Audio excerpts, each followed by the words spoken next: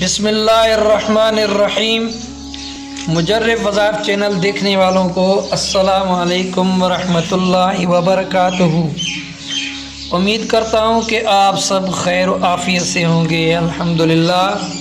اور میں اللہ کے حضور دعا گو ہوں کہ اللہ رب العزت آپ سب کو جمیع بلیات و آفات سے محفوظ فرمائے۔ آج کا ٹاپک ہے خارش سے بچنا۔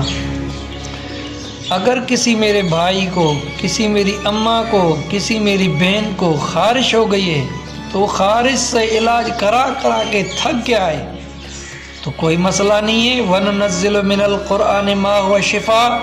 قرآن میں کون سی بیماری ہے جس کا علاج نہیں ہے؟ قرآن ہی کے ذریعے ہر بیماری کا علاج کیا جاتا ہے۔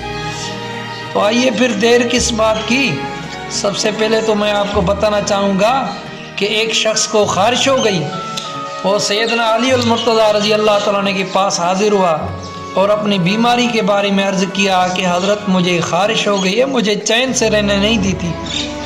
تو حضرت علی کرم اللہ وجہہ نے فرمایا کہ درج ذیل آیت کو روزانہ صبح و شام 21 مرتبہ پانی پر دم کر کے 41 روز تک پیا کرو۔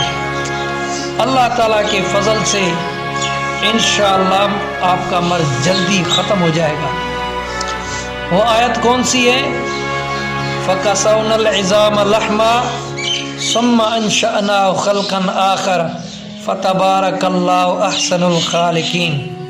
ایک مرتبہ پھر دہراتا ہوں، فَكَسَوْنَا الْعِظَامَ لَحْمًا ثُمَّ أَنشَأْنَاهُ خَلْقًا آخَرَ فَتَبَارَكَ اللَّهُ أَحْسَنُ الْخَالِقِينَ۔